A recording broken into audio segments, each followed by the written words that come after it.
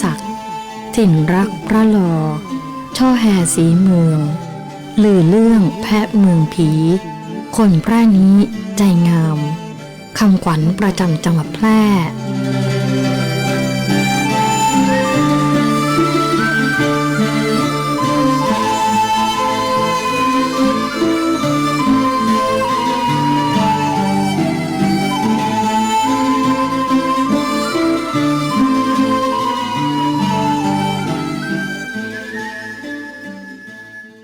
ท่านผู้ฟังกำลังให้เกียรติติดตามรับฟังสถานีวิทยุกระจายเสียงแห่งประเทศไทยจังหวัดแพร่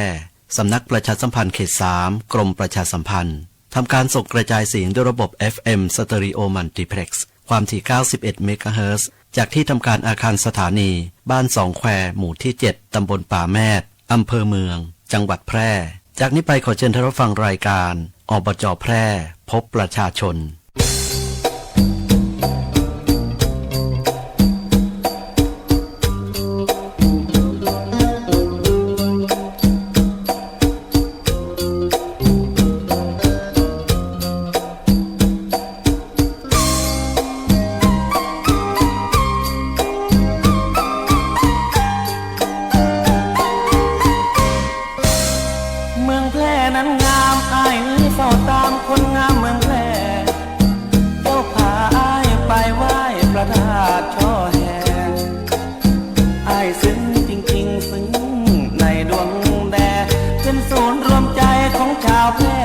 พระธาตุช่อแห่ตะนานตานตาโอ้เมืองโกไซหากใครได้ไปก็ชมกันว่า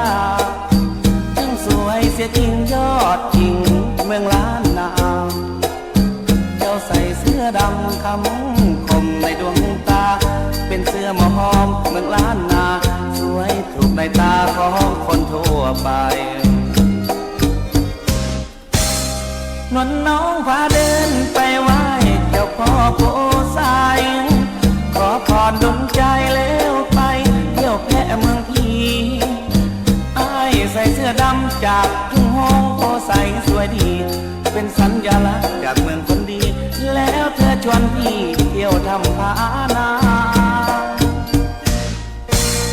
เมืองแพร่คนดีหนุ่มสาวก็มีน้ำใจสะพรั่งเมื่อเราได้ไปไหว้แม่12 นางพระธาตุพระลอลูกที่ขอฝากฟังโปรดช่วยบันดาลให้น้องนางและลูกสมหวังในทางรักสวัสดีเจ้าคุณผู้ฟังตีเคารพรักทุกท่านเจ้าต้อนรับคุณผู้ฟังเข้าสู่รายการอบจ.แปรพบประชาชนเจ้าป้ากันเจ้านี่วันเสาร์ที่ 7 กุมภาพันธ์ 2569 ดำเนินรายการโดยน้องกุ้งนพพรเชี่ยวชาญ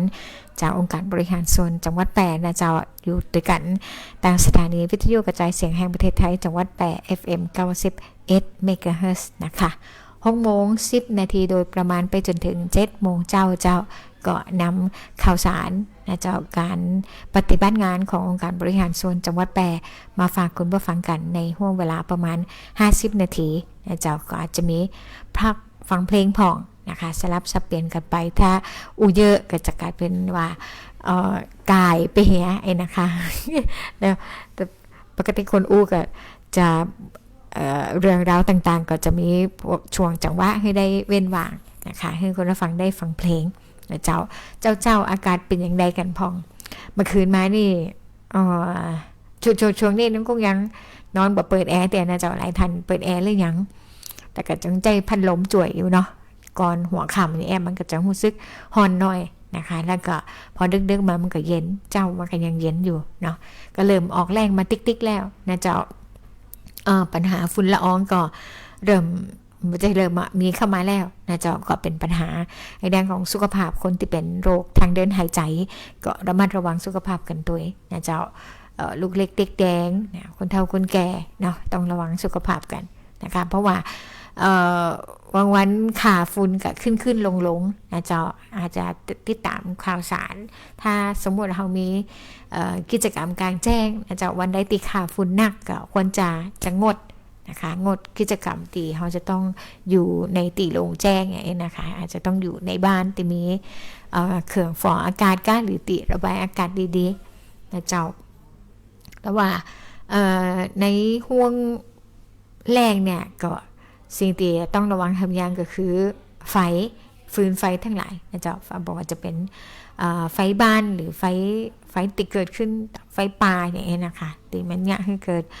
ภาวะหมอกควันไฟบ้านกับพวกสายไฟเองทั้งหลายกระแสไฟฟ้าอย่างเงี้ยนะเจ้าเครื่องใจไฟฟ้าที่มันห้อนๆหรือสายไฟที่อาจจะเก่าตั้งแต่สมัยแปลงบ้านมาแล้วยังไม่เคยเปลี่ยนสักเตียอย่างเงี้ยนะคะถ้ามีสตางค์สักน้อยก็ควรจะหาโอกาสเปลี่ยนนะเจ้าเพราะว่าถ้าใจไฟไปเมินมันก็เสื่อมคุณภาพลงนะคะอาจจะเนี่ยให้เกิดไฟฟ้าลัดวงจรได้ง่ายนะคะนะห่วงกันระวังฟืนไฟกันเอาไว้ตัวนะเจ้าด้วยความเป็นห่วงเป็นใยจากองค์การบริหารส่วนจังหวัดแปะว่าถึงเรื่องห่วงใยก็จัวหัวขึ้นมาก่อนเลยนะคะเรื่องของมิจฉาชีพนะคะแอบอ้างในห่วงสัปดาห์ที่ผ่านมานะคะเตาตีติดตามข่าวประเชิงว่าติดตามข่าวอาจารย์ก็มีเสียงเข้ามาถึงอบจ.นะคะสะท้อนเข้ามาว่ามีเจ้าหน้าที่อบจ.นะอาจารย์โทรไปติดต่อห้างร้านเนี่ยนะคะในพื้นที่จังหวัดเองก็ตามหรืออาจจะเป็นต่างจังหวัดนะคะอ้างว่าจื้อนั่นจื้อนี่จากส่วนราชการภายในของอบจ.นะคะโทรไปตีร้านค้านะคะเพื่อขอสนับสนุนโน่นอันนี้หรือว่าเพื่อจะซื้อของจะนั่นจะนี่นะเจ้าหรือจะทำสัญญาสั่งซื้อสั่งจ้างอะไรอย่างเนี้ยนะคะก็จะต้องนำเรียนด้านค่าหรือพี่น้องประชาชนนะคะเพื่อคือระมัดระวังนะเจ้าในการตีจะถูกมิจฉาชีพแอบอ้างเอาได้ง่ายๆนะเจ้าในห่วงเนี้ยมีคนแอบอ้างมีมิจฉาชีพนำจื่อเจ้าหน้าที่อบจ.นะเจ้าไปแอบอ้างนะคะว่าจะไปติดต่อทำสัญญากับร้านค้าหรือว่าจะไปขอสนับสนุนอันโน้นอันนี้อันนั่นนะเจ้าว่าจะเป็นเงินทองสิ่งของอะไรอย่างก็แล้วแต่นะคะทางองค์การบริหารส่วนจังหวัดแปะบ่มีนโยบายให้เจ้าหน้าที่นะคะโทรไปประสานกับร้านค้าเพื่อขอสนับสนุนหรือทำเอกสารสัญญาอย่างต่างๆตีจะเกี่ยวกับการจะซื้อจัดจ้างขององค์การบริหารส่วนจังหวัดนะเจ้านี่ก็บ่มีนโยบายนะคะถ้าหากว่าท่านได้รับการโทรศัพท์หรือว่ามีการติดต่อประสานงานไปอ้างจื่อนั่นจื่อนี่ขอให้ท่านติดต่อกลับมาที่อบจ.แปะก่อนนะเจ้าหรือแม้กระทั่งเป็นตัวเป็นเองนะคะไปติดต่อตีห้างร้านของท่านเองนะเจ้าอ้างว่าเป็นเจ้าหน้าที่อบจ.เจ้านั่นเจ้านี่ให้ท่านติดต่อกลับมาติดต้นสังกัดก่อนก็คือองค์การบริหารส่วนจังหวัดนะคะเช็คให้แน่นอนก่อนนะคะเช็คก่อนแชร์หรือเช็คเพื่อชัวร์นะคะโทร 0545324485 นะเจ้าจะได้ฮู้แล้วก็เมื่อวันศุกร์ที่ผ่านมาก็เช่นกันอันนี้มาแบบตัวเป็นๆเลยนะคะมาหาท่านนายกเองนะเจ้า ผู้ประสบเป็นท่านนายกนะคะที่ห้องทำงานนะเจ้าโดยบอกว่ามาจากบริษัทนี่นะคะได้รับมอบอำนาจมานะเจ้ามีหนังสือมอบอำนาจจากบริษัทมาพร้อมกับกรรมสัญญาซื้อขายนะเจ้าสัญญาซื้อขายเครื่องเขาเรียกว่าครุภัณฑ์ทางการแพทย์นะเจ้ามูลค่า10 ล้านนะคะมูลค่า10 ล้านกรรมสัญญาซื้อขายได้นะเจ้าพร้อมกับหนังสือมอบอำนาจจากบริษัทมหาท่านนายกว่าบริษัทมอบอำนาจให้มารับสตางค์ มารับสตางค์ค่าครุภัณฑ์ทางการแพทย์10 ล้านนะเจ้าก็นายกก็เช็คเลยนะคะห้องนิติกรมานะเจ้าโดยตีในสัญญานั่นน่ะลงน้ำเป็นลายเซ็นท่านนายกนะเจ้าแต่ว่าเป็นในรูปแบบของลายเซ็นอิเล็กทรอนิกส์หรือว่าสแกนซึ่งก็ตรวจสอบแล้วมันก็บ่เป็นความจริงนะเจ้าในการทำสัญญาจะซื้อจะจ้างเนี่ย10 ล้านบ่ได้กำสัญญาง่ายๆนะเจ้าบ่ได้มีทำสัญญาเนี่ยสัญญาเคยต้องออกจากผู้สั่งซื้อนะคะก็คืออบจ.นะเจ้าแล้วการจะสั่งซื้อสั่งจ้างเนี่ยก็ต้องผ่านมูลค่า10 ล้านเนี่ยก็ต้องทำเป็นแบบ e-bidding นะเจ้าทำประกวดราคาแบบอิเล็กทรอนิกส์นะคะโดยกรมบัญชีกลางจะเป็น เหมือนตลาดกลางนะคะในการตีจะให้เป็นยืนเข้าไปนะเจ้าถ้ากำสัญญามาแบบเนี้ยก็คือบ่ถูกต้องถือว่าเป็นการแอบอ้างนะเจ้าก็ต้องระมัดระวังนะคะหลายท่านที่มีเจ้าหน้าที่อบจติดต่อไปเนี่ยนะเจ้าการสั่งซื้อสั่งจ้างจะต้องเป็นไปตามระเบียบนะคะตามพระราชบัญญัติจัดซื้อจัดจ้างนะคะของรัฐนะเจ้าเพราะว่าจะเป็นหน่วยงานไหนก็ตามก็ต้องปฏิบัติตามพรบจัดซื้อจัดจ้างนั้นๆนะคะจัดซื้อจัดจ้างเกิน 500,000 ขึ้นไปก็ต้องเป็นแบบประกวดราคาทางอิเล็กทรอนิกส์นะคะโดยจะต้องยืนประมูลผ่านระบบอิเล็กทรอนิกส์หรือระบบกรมบัญชีกลางนะเจ้าในก็ตรวจสอบแล้วก็บ่เป็นความจริงนะคะลายเซ็นอิเล็กทรอนิกส์เอามาได้จะได้นะคะท่านในการประกาศเอกสารอย่างทั้งหลายเนี่ยจะอัปโหลดขึ้นอินเทอร์เน็ตนะเจ้าตามพระราชบัญญัติข้อมูลข่าวสารของราชการเนาะจะมีประกาศเพื่อความโปร่งใสประชาชนมีส่วนร่วมนะคะเอกสารประกาศอย่างก็แล้วแต่ข้อบัญญัติการจัดซื้อจัดจ้างนะเจ้าประกวดราคาสอบราคาอย่างเงี้ยก็จะต้องอัปประกาศเหล่านั้นขึ้นไปสู่เว็บไซต์นะคะหรือกระทั่งสื่อโซเชียลมีเดียอย่างก็ตามนะเจ้ามันก็หาได้จากประกาศโดยทั่วไปนะเจ้าที่เป็นหนังสือปฏิบัติราชการโดยทั่วไปเป็นปกตินะคะแค่เอาไฟล์ขึ้นมาเปิดขึ้นมาในคอมก็ปีเอาแต่ลายเซ็นนั่นนะเจ้าตัดออกมาแล้วแค่ไปแปะใส่แหมเอกสารหนึ่งมันก็สามารถเนี่ยได้แล้วนะเจ้ามิจฉาชีพสมัยเดียวนี่เก่งนะคะและก็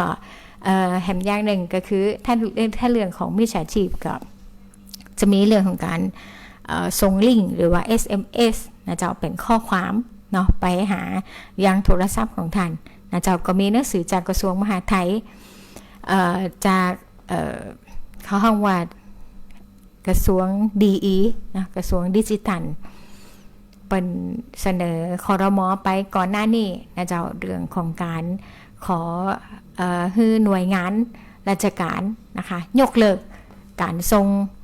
ข้อความหรือส่งลิงก์ไปยังข้อความส่งลิงก์ข้อความไปให้กับอาจจะเป็นผู้รับบริการอย่างนะเจ้าเพื่อยกเลิกการส่ง SMS หรือว่าลิงก์ทั้งหลายเนี่ยไปให้ประชาชนเพื่อบอให้เป็นการเขาห้องว่ามันจะเหมือนถูกหลอกลวงนะคะในลักษณะของออนไลน์ก็เป็นการบอให้ผู้ที่เขาติดต่อไปเนี่ยได้กรอกข้อมูลนะเจ้าก็คือยกเลิกเลยนะคะหน่วยงานของรัฐตียังต้องส่ง SMS ให้พี่น้องประชาชนนะคะส่งลิงก์ไปเพื่อให้กรอกข้อมูลเนี่ยนะเจ้าให้ยกเลิกโดยเด็ดขาดนะคะเป็นการสั่งห้ามมาแล้วก็บ่มีการส่งลิงก์หรือว่าส่งข้อความสั้นไปให้นะเจ้าเพราะนั้นแล้วถ้าจะติดต่อหน่วยงานของราชการก็บ่ได้มีนโยบายนะเจ้าในการที่จะโทรไปนอกเหนือจากว่าเป็นเรื่องอื่นๆนะเจ้าที่มีเจ้าหน้าที่ติดต่อไปนะคะถ้าท่าน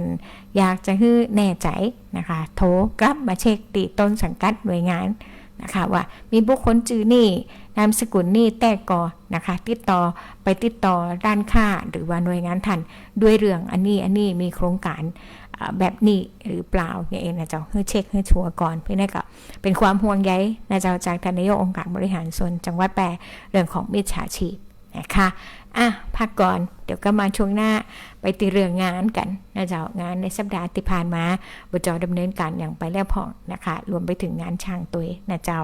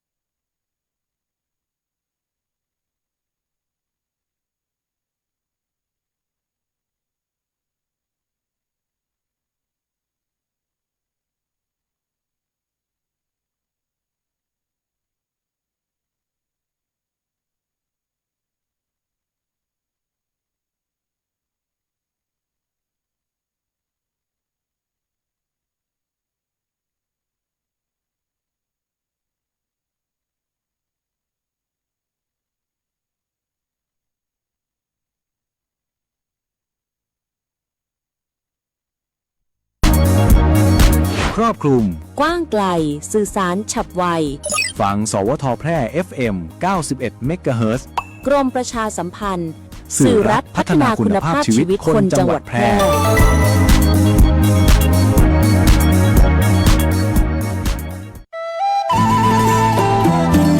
คุณกำลังฟังรายการอบจ.แพร่พบประชาชนโดยงานประชาสัมพันธ์อบจ.แพร่ทางสวทแพร่ FM 91 เมกะเฮิรตซ์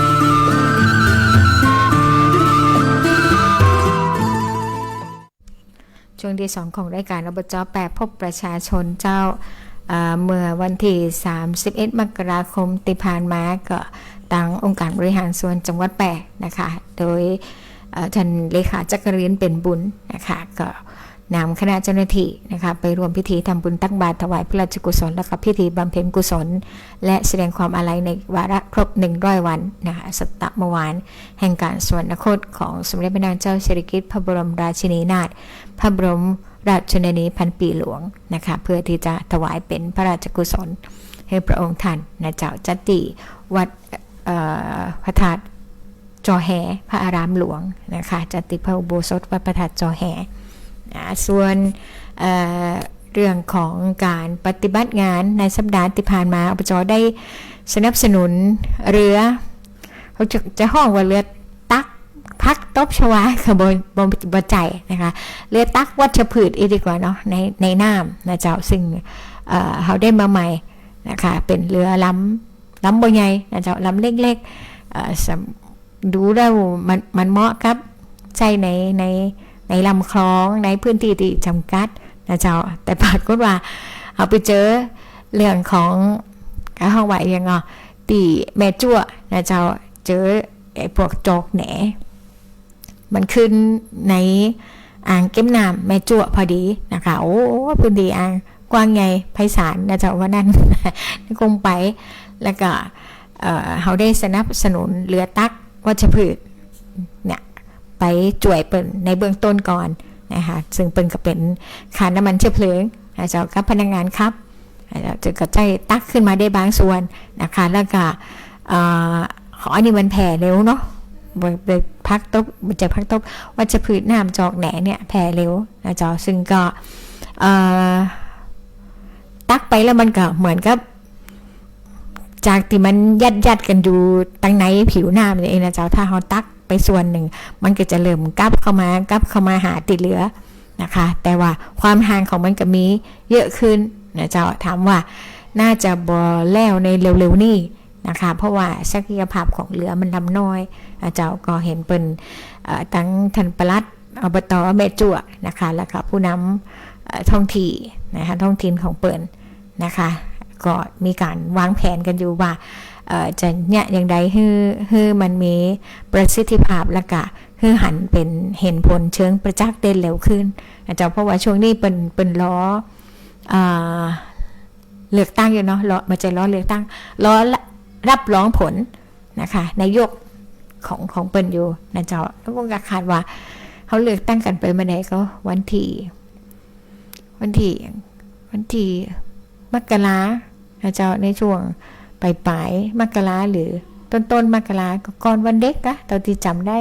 ในหลังวันเด็กนะเจ้าเลือกตั้งก็น่าจะประกาศผลเพราะว่าโดยปกติแล้ว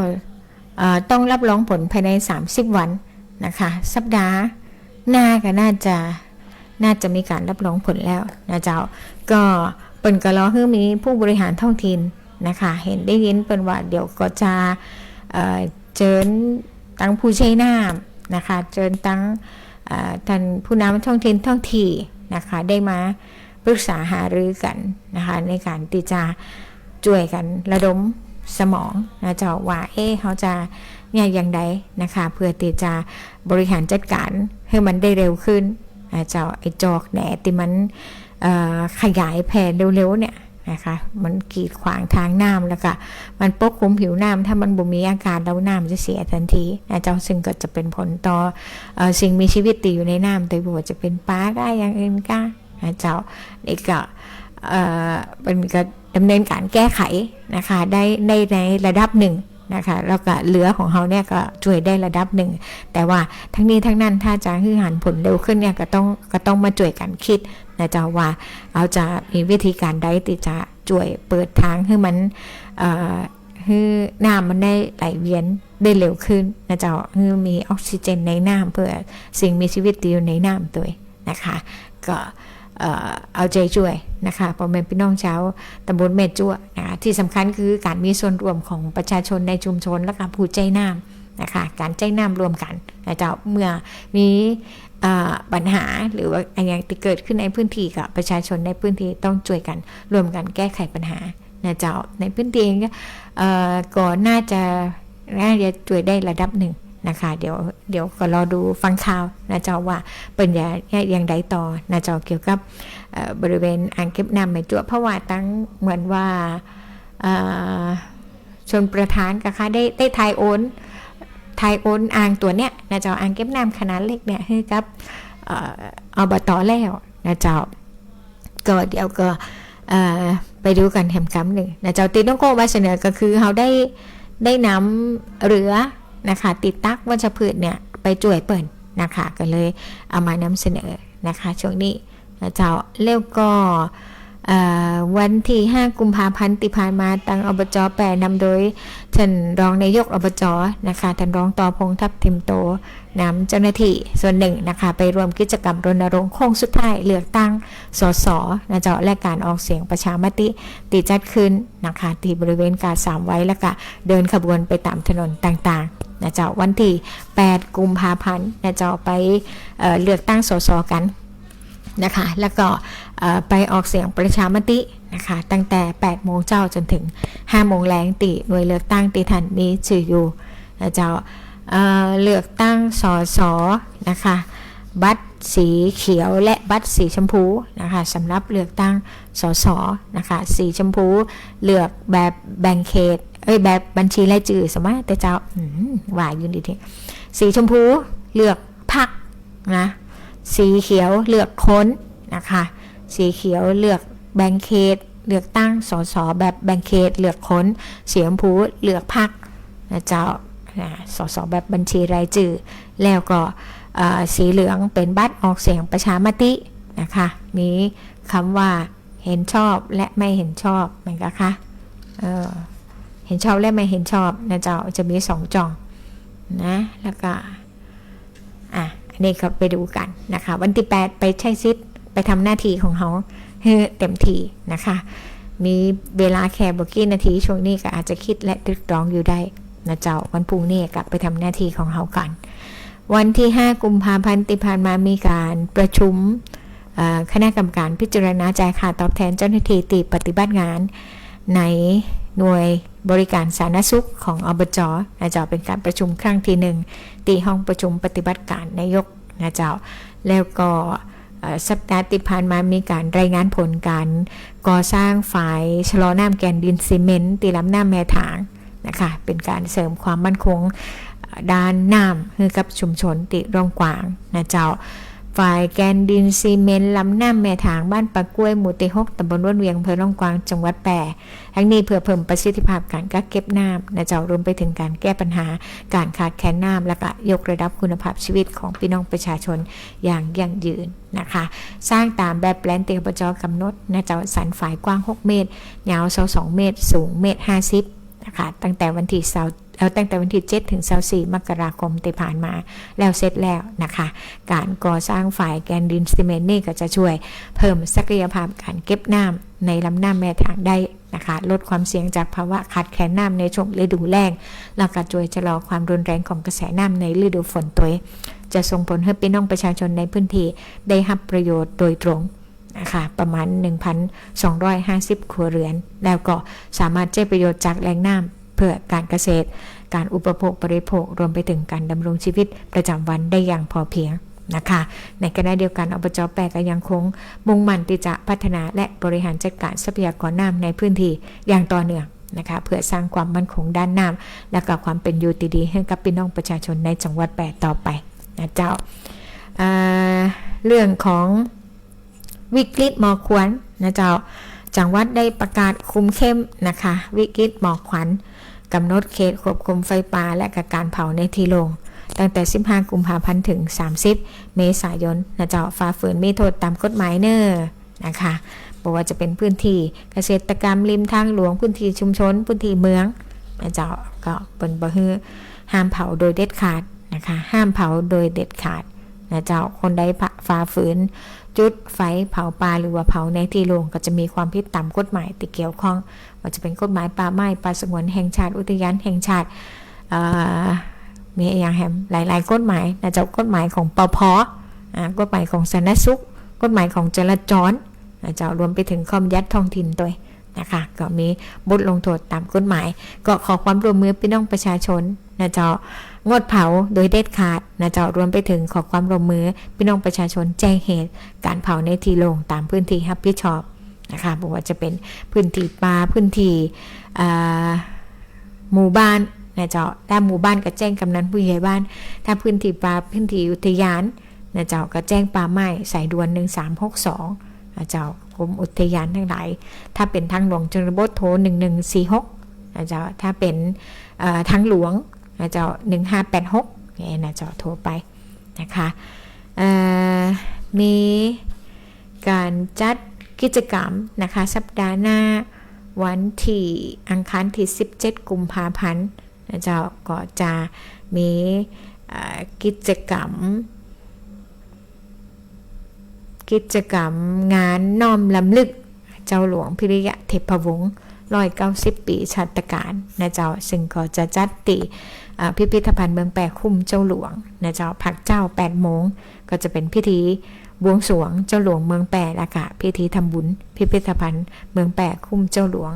ภาคค่ำนะเจ้า5 โมงแรงเป็นต้นไปจะมีพิธีวางเครื่องสักการะหน่วยงานราชการและภาคเอกชน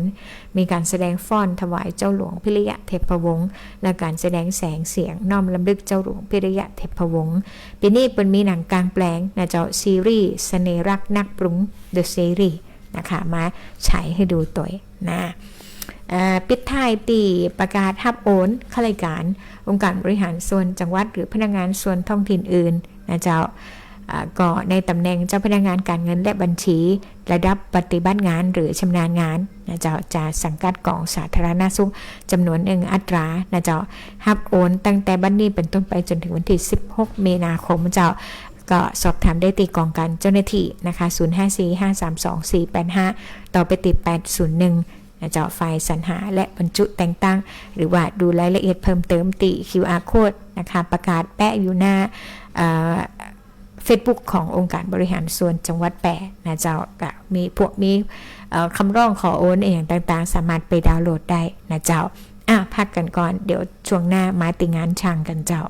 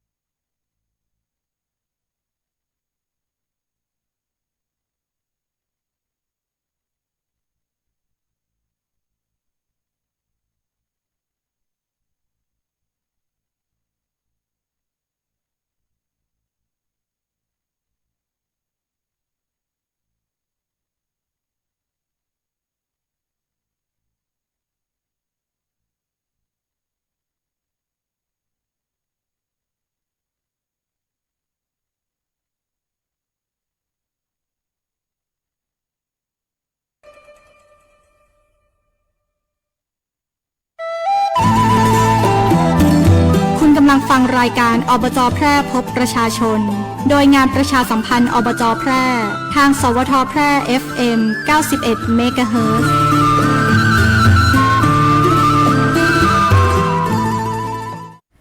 กลับมาแหมช่วงหนึ่งนะคะมาดูติงานช่างนะเจ้าเริ่มจากการดำเนินการเปลี่ยนแบตเตอรี่นะคะแผงโซลาร์เซลล์